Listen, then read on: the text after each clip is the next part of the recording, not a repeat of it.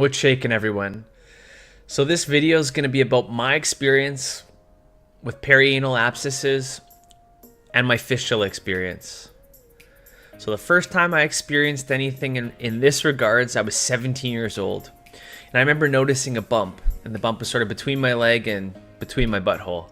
Sorry guys, a little bit of grotesque words here and there. My apologies. But yeah, so I noticed this bump between my leg and my anus. And I noticed a little bit of pain, but it almost felt like it was like a pimple wanting to get out, or if it was just like sort of like a hard bump that had a little bit of pressure. But I didn't think anything of it, and to tell you the truth, you know, I probably thought I just overdid it and it was a hemorrhoid from working out, because, I don't know, back in those days I used to, you know, you'd work out in front of the mirror doing your curls, and the odd time I'd overdo it trying to, you know, make up for short man syndrome. I'd stack the weights on the side and I'd lift it, and the odd time I'd feel like a pain sort of by my butt or in my stomach or something from overdoing it. Again, I'm not recommending that. That's just me being honest about being a little bit of an idiot when I was younger. And you know what? So I thought it was a hemorrhoid. But a few weeks later, it didn't go away, and I noticed that it was getting a little bit more painful. I'd go to the bathroom, I'd feel a little bit of pain that way. And then it continued to stay there, and I was like, hey, you know what? Maybe I need to pop this thing. So I decided I'd pop it. I grabbed the mirror, got into an uncomfortable position on the floor using the mirror. I grabbed the pin and I popped it. And actually I didn't pop it initially. What I did is I pretty much made a hole into the bump, and then I pressed it as hard as I could. And it was disgusting. What happened was it just spewed out. It was like half a cup of mucus that came out of this thing. And I'm not like legit half a cup or more of fluid that came out of this, whatever it was at the time. And I remember after that, you know, after I popped it, it started to go away. I would notice that from time to time pus and mucus would come out of it, but it was nothing crazy. And then eventually I noticed that it just healed right up. And my gut symptoms were sort of off and on. I've never been diagnosed with anything early on.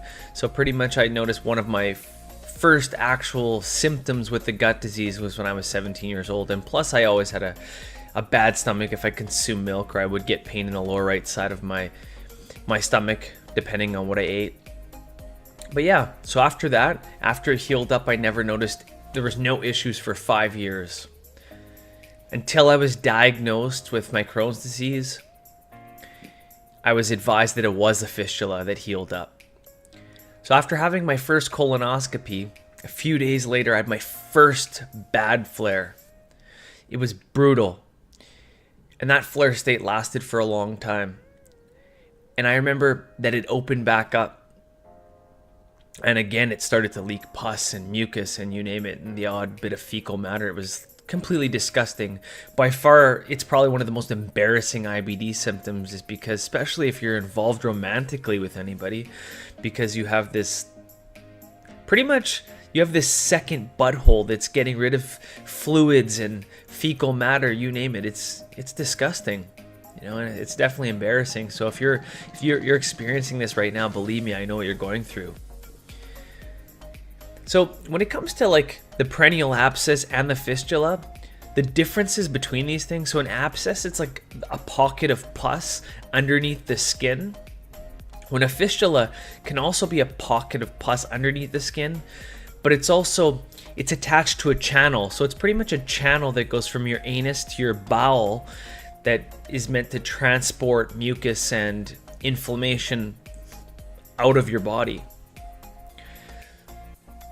So now to what causes these abscesses and fistulas. Well, most of the time they're forced as a result of an infection.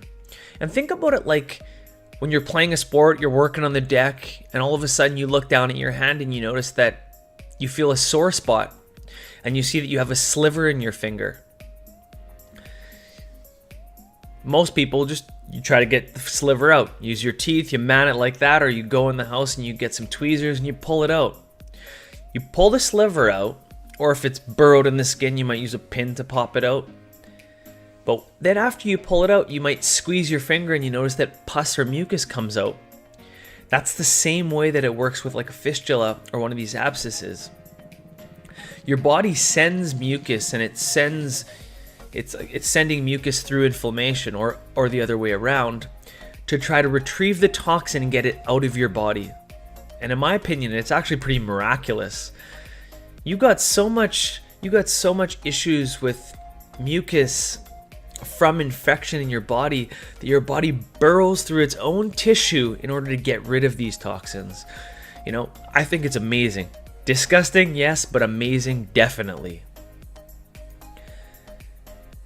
Do you need surgery for perineal abscesses and fistulas? Well, you know what? Ultimately, guys, this is up to you. I can only speak from experience. And would I get a surgery? Did I get a surgery? No.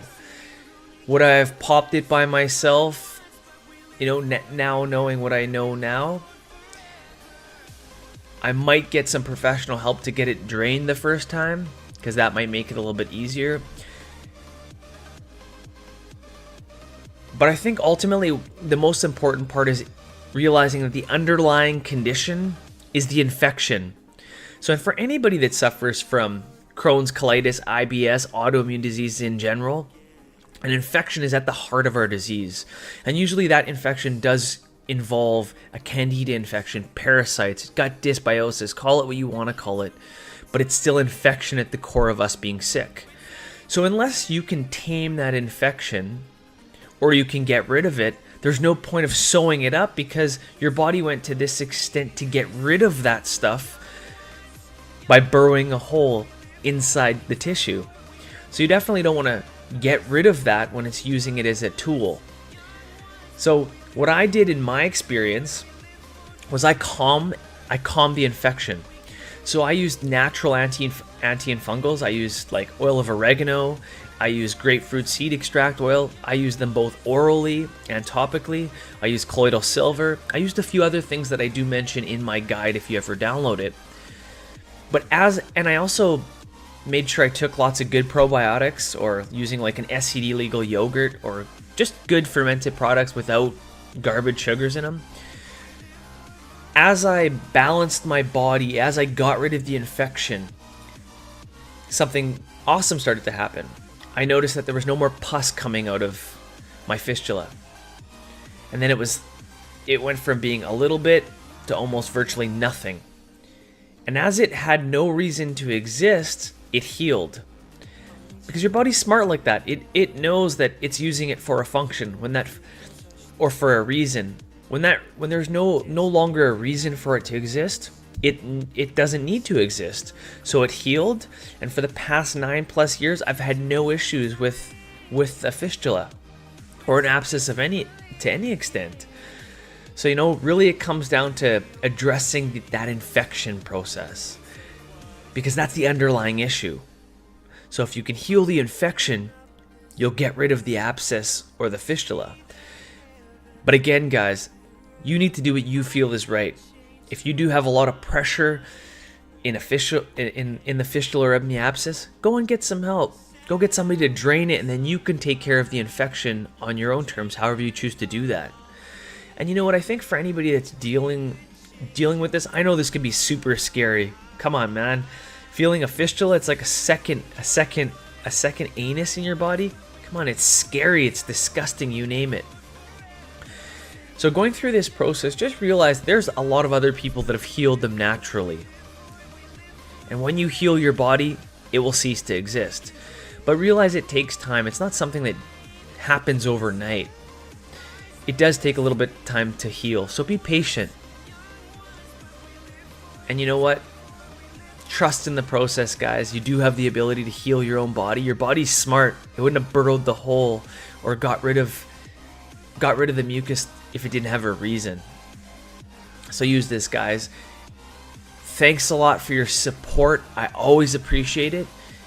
And if you guys have experienced the fistula or an abscess and you guys overcame it, or did you notice it heal up on its own as you healed, make sure to leave a comment, guys. As always, it's a collaboration. We learn from each other's experience. Thanks a lot. Thanks a million for the support and and the participation. I appreciate that. Have a great day, guys. Are you tired of feeling crappy? Get my free healing guide. Tips, tweaks, and hacks. Click the description for more information.